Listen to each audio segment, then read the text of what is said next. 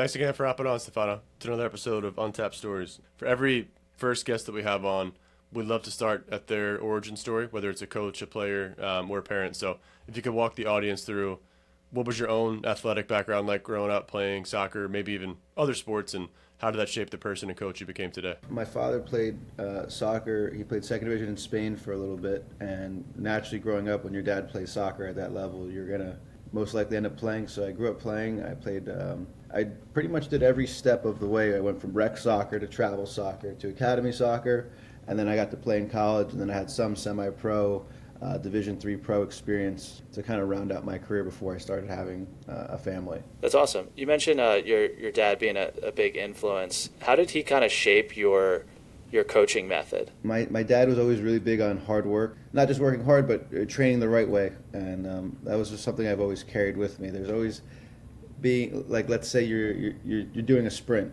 There's doing the sprint, and then there's doing it to the best of your ability the whole way through, even when it's not fun. And he always pushed me towards the version where it's as uncomfortable as possible, you still do it. That's something I always try to share with the players to help mold them into a hardworking person.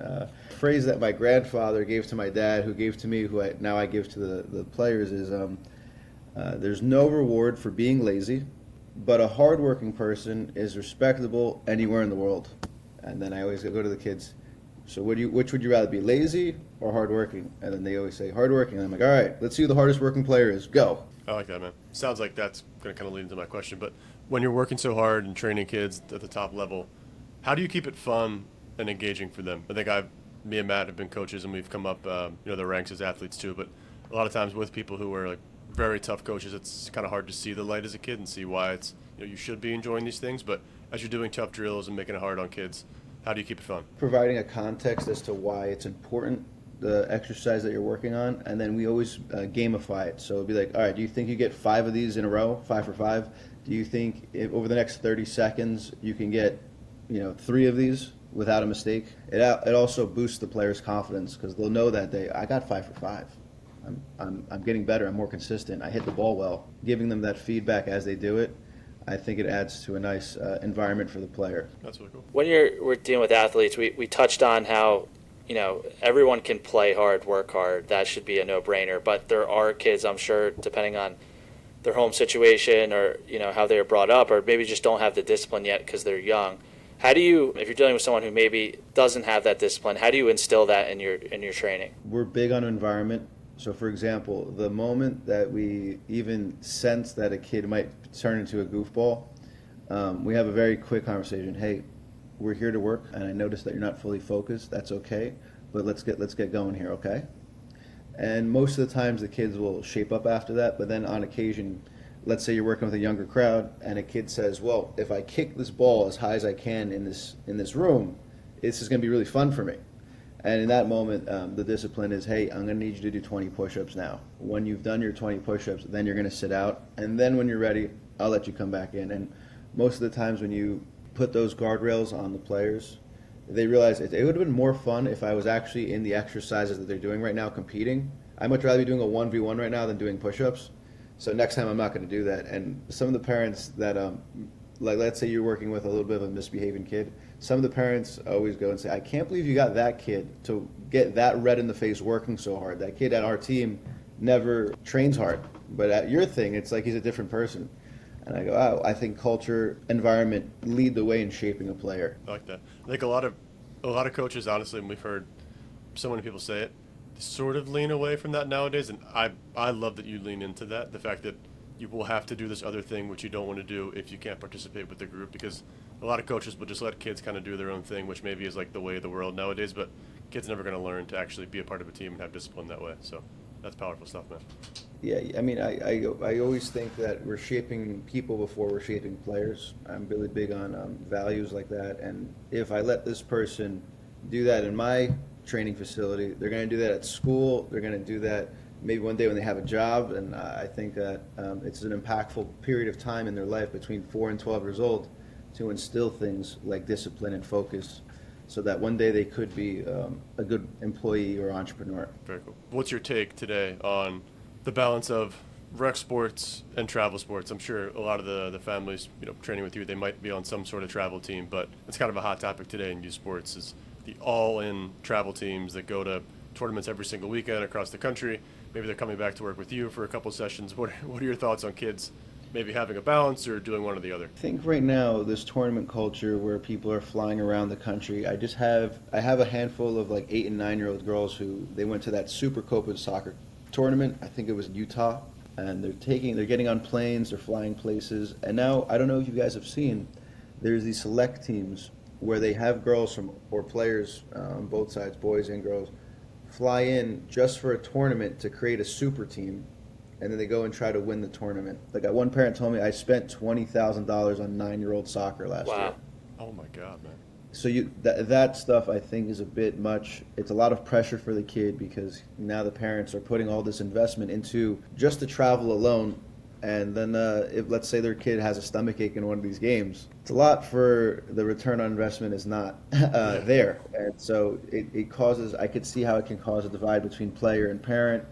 Parents and the coaches, right? You have all these kids fly out and you have a couple bad results. The parents are going to be like, well, why did we do this? I think it's better for a player to spend more time training in good environments and then playing maybe one game a weekend. Because a lot of things, too, you're seeing is I've had players who have knee injuries of overuse injuries at 10 years old. And when I speak with the parents, I go, oh, what happened with their knees? Like, we played 17 games in August. That's going to do it. And you're like, if you just did training 3 or 4 days a week and one game on the weekend, one, your kid would still be healthy, and two, he'd probably be a lot better than playing in these tournaments where the ball's out of bounds half the game and they don't even, they get subbed in and out. But so I'm against the overextending of the player by playing in too many games, and I think there's a better path there where like we offer pickup at our facility, and there's kids there who aren't on a team. They, instead of playing rec soccer, the parents just put them in our program, and we see these kids start to take on these like travel and academy level kids and like beat them over a 3-month span, and everyone's like, oh, what team do you play for? He's like, oh, no, I just come here. That's old school. Yeah, like that's Mikey over there. yeah. So it's funny to see like what actually works, and then what people think works, and then the pathways people take where there's a lot more burnout the way they're doing it. Even just the travel is exhausting. There's got to be a shift in focus if the U.S. ever wants to create athletes here. Most of the national team, the best players, they have to go to Germany or these other countries early on to find mild success, because there's nothing here that helps develop the players. That's a really good point. That made me think of, you brought up overuse injuries from playing too many games. There's a big conversation around whether, should kids specialize in sports, like one sport, or should they play multiple sports? What's your feelings on that? Should they stay with one sport, or is it better to play multiple sports when they're 10 years old? A kid can do 2 sports until they're 12, but the thing I always say is you can't catch 2 rabbits. So I think if you want to go all in on the soccer and really do well, there's a book called Talent Code. I don't know if you've ever seen that. The guy's name's Daniel Coyle, I think is the author. He's a journalist. He goes to Brazil, and he's trying to figure out, why are Brazilian players so good? Is it that they don't go to school? Is it that the weather is always good for them to play? What he finds is that the culture there is so soccer. He goes to the average kid and goes, so do you play any other sports besides soccer? And he goes, well, sometimes I play like soccer tennis. So like they couldn't even picture doing something besides something with a soccer ball. And I think that's why countries like Brazil can produce a Ronaldinho and a Neymar, because their culture is so specialized where they don't even consider other sports. So I think if you want to take soccer to the highest level possible, you would have to focus in on one.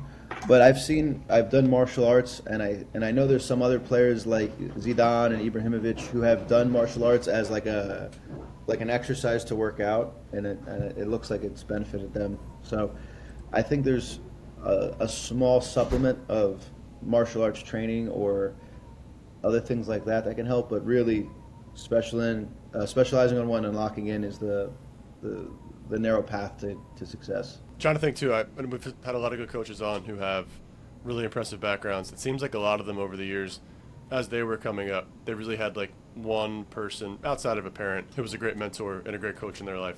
Was there anybody like you growing up, besides your dad or your grandpa, that had a profound impact on you, whether it was for a short period of time, long period of time, but they kind of left a lasting impact, where now when you coach kids, you can see maybe a bit of your, yourself in them? I was always the smaller side. I'm a December baby. So I never got favoritism from a coach. I never really got a fair look. One of my coaches was a U.S. Men's National Hall of Famer. Yeah, even that guy who you would think played at such a high level, he'd be able to recognize whatever ability I had in the game. He kind of brushed me to the side because I was just so skinny and small. So I think, if anything, the influence of not having somebody in my corner kind of always motivated me as like an underdog to overcome and keep pushing. And what's funny is a lot of that roster from the team where I was being coached by the U.S. Men's National Team guy. If you look at all the names on that team, I was the most successful college player out of all of them. But there were some weekends where the guy would have my father drive me all the way out a few hours and then say, "You're not even rostered to play today." Oh. If anything, those kind of things, those like negative experience, shaped me because I want to give the kids the things I wish I had from a coach growing up. A lot of the coaches, they would get my name wrong or not even remember my name. So we have over 250 kids in our program, and I know everyone's name, and I get it right every time. And that's something that all my coaches and I hold as a standard, because it means a lot to a kid when they come to train somewhere and you recognize them and you acknowledge them. So my negative coaching experiences have shaped me to do better for the kids I get to work with. That's really cool. I haven't heard that one before. I love that story. One of the questions I had was, you went into some of the people who influenced you and some of the things you wanted to relay to players that you learned through your experience. We have a lot of young athletes that aspire to play at the college level, but after college, if they're not good enough to play pro, they're going to have to go into the real world. How do you think soccer can contribute to a player's overall personal development beyond the sport itself? For example, at my wedding, besides the best man, who was my brother, all my groomsmen were guys I played soccer with. So I think just in relationships and lifelong friendship, soccer gives people that, along with connections. Because you play soccer, if you play at a moderately high level or college level, you have a good network there. So long as you weren't a jerk, you can call people and interact with people, and maybe it's not tangible things, but maybe it's a piece of advice from somebody who's further down the road than you. The discipline of working really hard. In 2016, I won a gold medal at this New Jersey Open Brazilian Jiu-Jitsu tournament. I beat a guy who then went on to take third in Europe, but I beat him 11-2 on points. And I just got my blue belt, so that's like a kind of intermediate level, but I had just finished being like beginner level. But I was able to compete at a higher level than I should have relative to the time I've been training, because of my athleticism from soccer. Soccer transfers into other sports. It transfers into good lifelong relationships. And I also think the discipline and focus, if you're really locked in, you could take that and apply it to a job, a business, or whatever endeavor, whether it's another sport or life things that you need to start working on, Matt and I are in the same boat. We both use sports to get somewhere, but without basketball, we wouldn't have known each other. We were teammates, roommates all 4 years at Johns Hopkins, so the network connections awesome. go well John beyond Hopkins in New York? No, it's in Baltimore. Oh, okay. Yeah. Oh, I think I'm thinking of St. John's. Oh, yeah. No, we're D3 Hoopers. That's awesome, man. That's awesome. I was supposed to play Division I Big Ten soccer at Rutgers, New Brunswick, and I tore my ACL and my MCL my junior year of high school, and they just took the whole thing away. And they go and say, if you play at this D3 college, you could just transfer in next year and play here. We just want to make sure that you're healthy and fit. And I wasn't able to do that because of the credits, and the guy knew that. But I got yeah. So that was another really bad experience that I had. So I ended up being a D3 player too, and I got to make history in college because I was able to win the athletic conference championship on two different Rutgers schools, Rutgers Camden and Rutgers Newark. So that, a little bit of a twist for good, I guess. You brought up some of the kids you're working with, and how you want to teach them based on what you've learned. Maybe for parents who ask, and we get this all the time, given the marketplace that we run and now this interview series. Is private coaching really worth it? I guess, can you maybe share to parents who are wondering, it's an investment and we get that. Is it worth the cost? Is it worth the time? And maybe from your perspective, some of the success stories that you've had with kids along the way that will prove that, in some cases, private coaching is worth it. It's worth it for a select few. Someone working with you one-on-one, it'll help. You'll still get advantage of it, or gains from it, but you're not going to get as good as if you were working on your basics yourself. And then as you get to a higher level, okay, now I'm going to have someone look at me and really fine tune every little thing. So for example, I don't know if you guys are familiar with Philadelphia Union. Yeah. Oh, yeah. I'm very privileged and blessed to work with a kid who's on their U12 top team on a scholarship. Like, he's at the highest level in the biggest academy in the country right now, relative to his age group. Like, you couldn't play at a higher level than what this kid's doing. And so I work with this kid 1 to 2 times a week. It's helped him trend upwards, because when he came from his original team and then he makes Philadelphia Union, that jump up in competition where you're not just one good kid, you're playing against and with the best kid from all these other teams. Like, each team is a super team, and they're even doing things like flying kids out from Michigan to come play on this team. And so you're competing against those kids at practice every day, and then you're going and playing against the other academies, and you have to show well, otherwise there's not a lot of room left for you in the academy, because they have so many kids coming and trying out all the time. So with a player like that, we've been able to really fine-tune him, help him work on game-specific things that his coach has given him feedback on. So far this season, he's got a goal in every game, so I'm very happy for him. So it's Sounds exciting. like you got a future pro in your hands.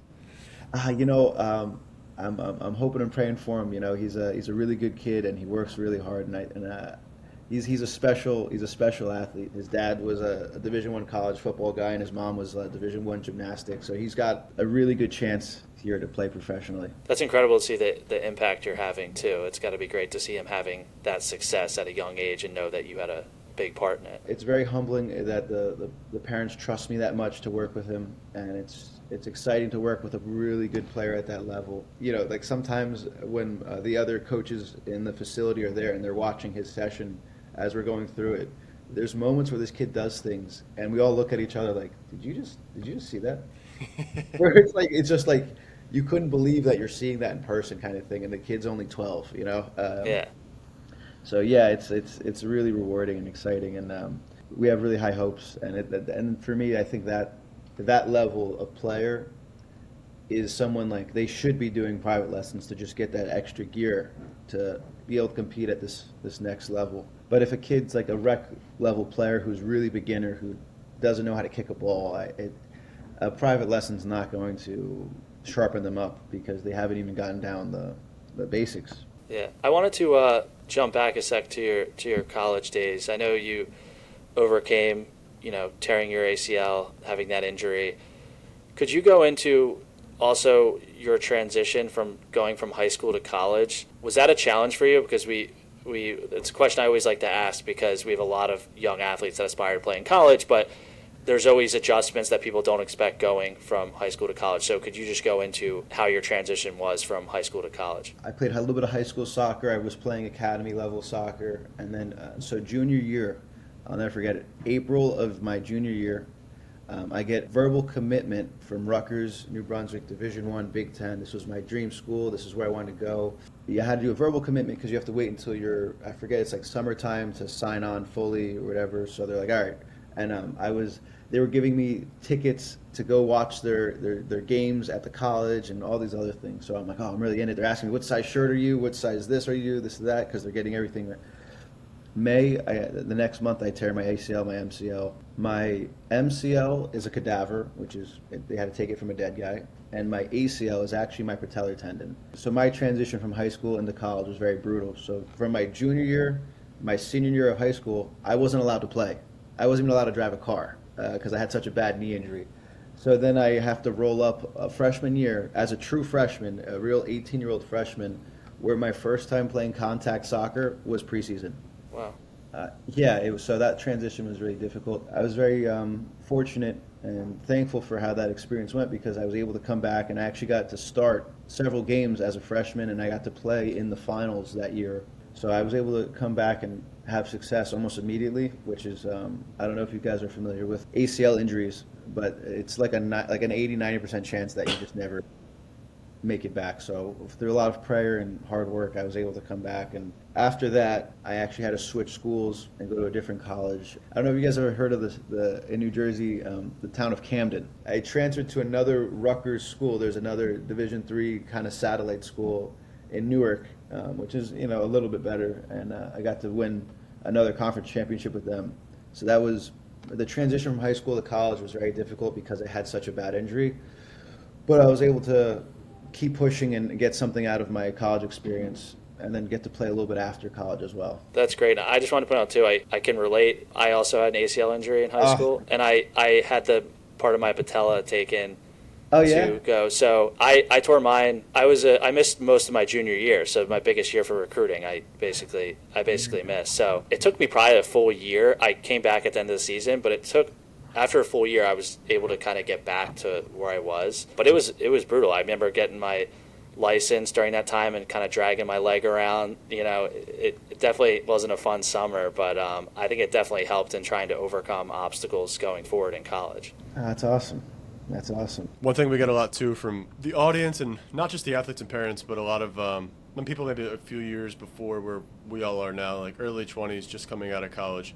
I think they have really two routes they want to pick. If they were good athletes, they could go into business or they can go into coaching. What would your advice be to recently graduated college athletes or people who are thinking about the coaching route, whether it's full-time or part-time? Like, how have you enjoyed this being a business for you, and how have you enjoyed staying involved so fully with soccer and not doing a typical 9 to 5? I mean, for me, it's been a blessing. I couldn't imagine myself doing anything else. I tried to have other jobs, probably tried 4 or 5 other career paths, and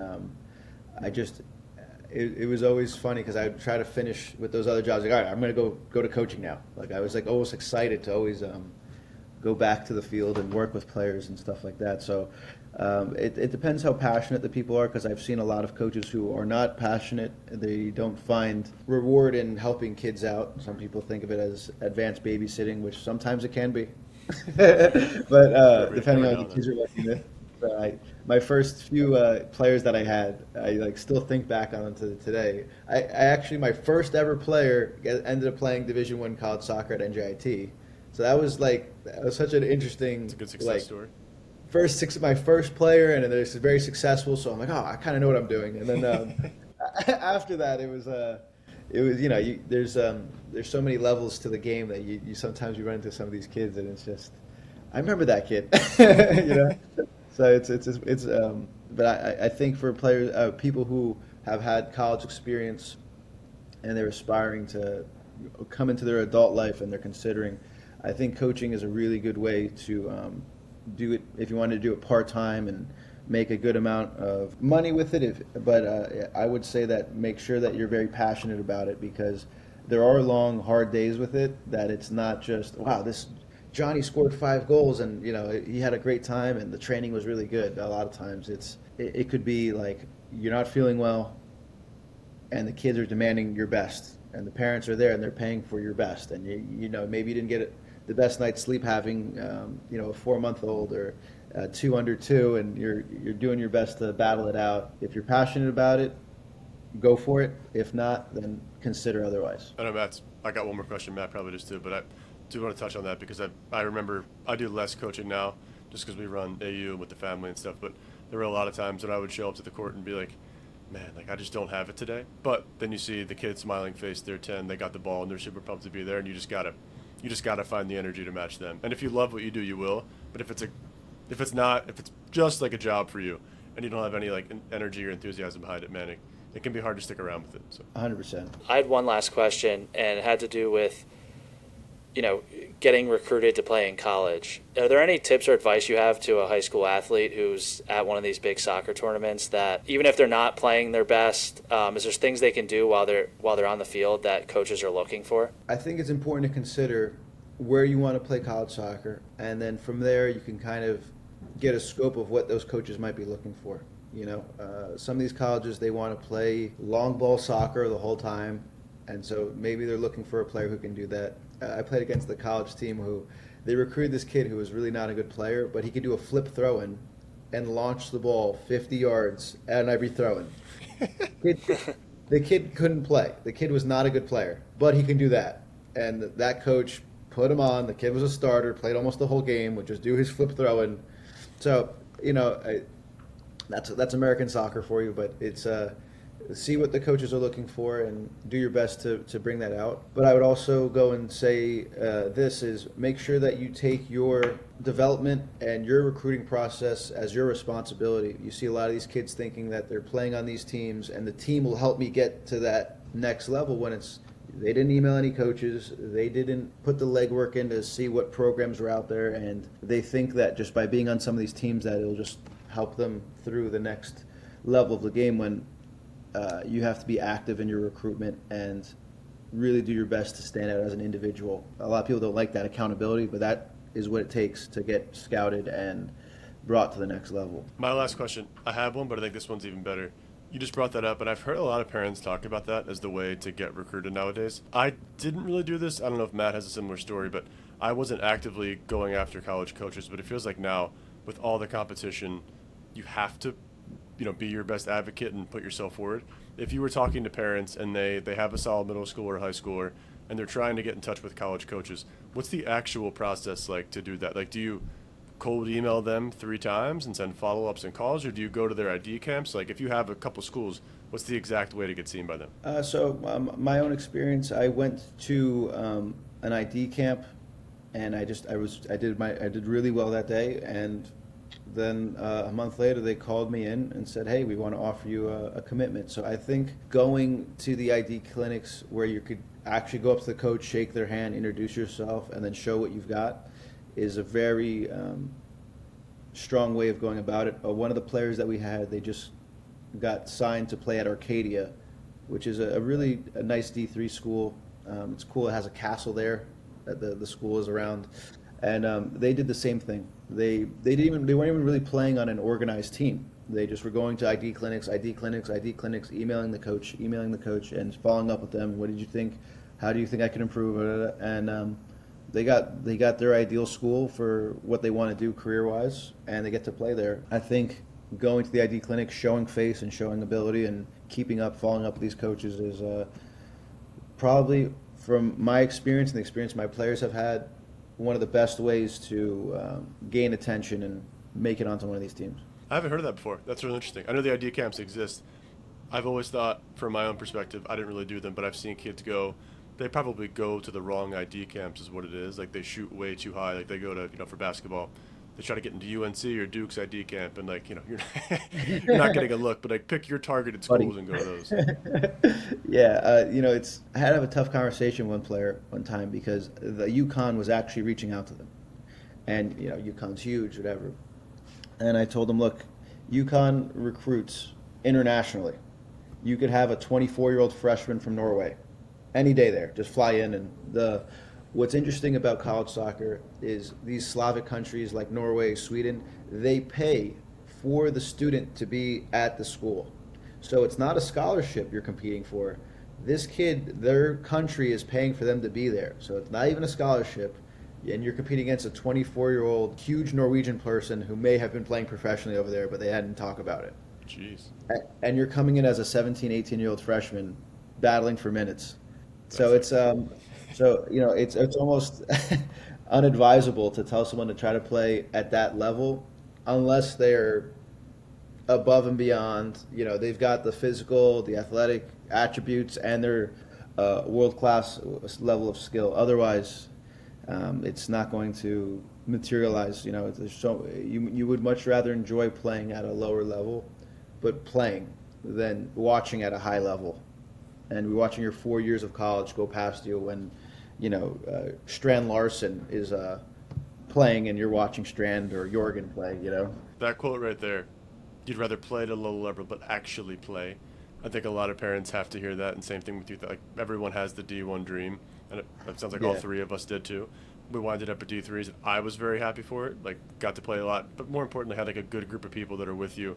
It's not super cutthroat. If you want that, I think it's very cool, and if you have the talent for it. But man, a lot of kids chase that. They get there and they're like, I'm in the middle of nowhere, I don't like this school, and this is super competitive, like they wind up transferring out. So I hope a lot of parents and athletes hear that one. Yeah, and a lot of parents, they don't take into account only 1% of high school kids actually make it into college. So I always tell the kids at the training session, if there's 1,000 kids here, only 10 would go. So people think like, oh, D3 isn't good. I've seen D3 teams beat Division One teams. It's just a funding issue. They don't have enough funding to be qualified as a Division One school. And a lot of, like in the conference that I was in, my conference, the NJAC, I don't know if you guys have heard of that.